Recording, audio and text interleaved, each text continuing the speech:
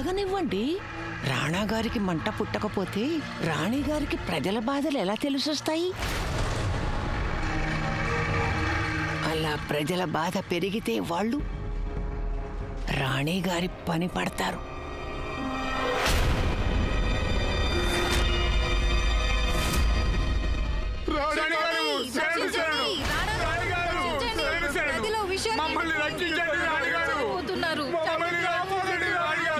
ఎవరైనా గట్టిగా అరుస్తున్నారు. రాజమాత ఏమిటిదంతా?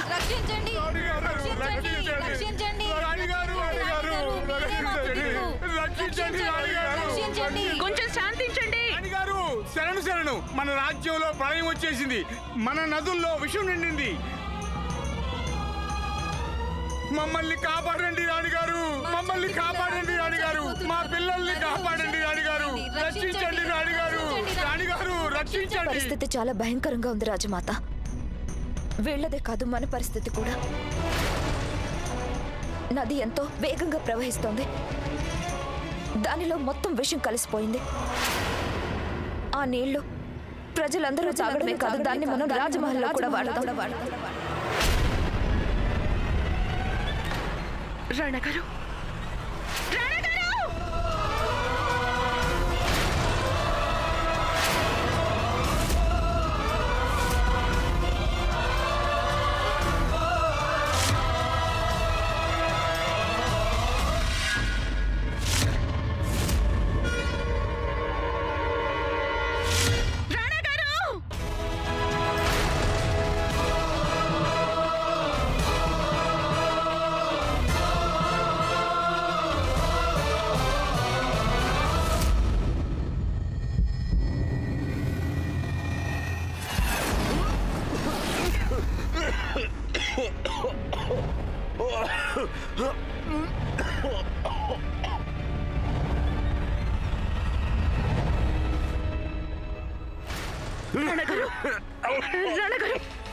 ఇంద్రవదన్, ఇంద్రవదన్,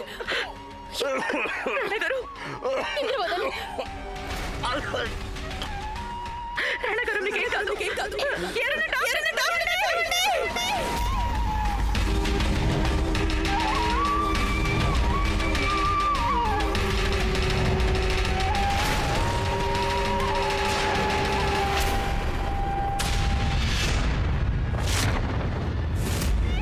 ఇంద్రవదన్ కళ్ళు తెరవండి, త్వరగా డాక్టర్ని పిలవండి. అలాగే. ఇంద్రగారు, ఇంద్రవదన్, ఏమైంది బాబు? రాజమహల్లో ఎవరో పెద్ద పాపం చేసుంటారు కనుకనే రాణా గారు ఇంత బాధపడిపోతున్నారు. ఇదంతా శాపం వల్లే జరుగుతుంది.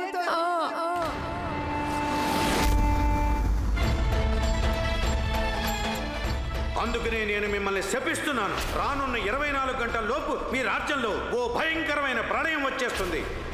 అందులో మీ అహంకారంతో సహా సర్వం నాశనం అయిపోతుంది, భూస్థాపితం అయిపోతుంది. అమ్మా, అలాంటి వాళ్ళది నిజమైన ప్రేమ కాదు, అది వ్యామోహం. ఎగ్జాక్ట్లీ చిన్నత్త.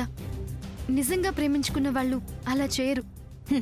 ఎంత మనసు విరిగిపోతే కన్న కూతుర్ని పట్టుకొని మా దృష్టిలో చచ్చిపోయా ఉంటుందా తల్లి? అది సరే అమ్మా, తన కూతురుతో తన మాట అనేటప్పుడు ఆమె మాటల్లో వ్యథ, కళ్ళల్లో బాధ గమనించావమ్మా? పెద్దబాబుకు బర్త్డే విషెస్ చెప్పు కూడా వెళ్ళాం కదా.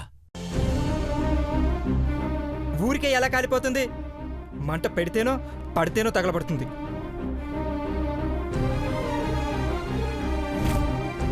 కరెక్ట్ చిన్నబాబు, నీకొచ్చినట్టే నాకు డౌట్ వచ్చింది. పార్వతే షర్టును తగలబెట్టిందనుకుంటా.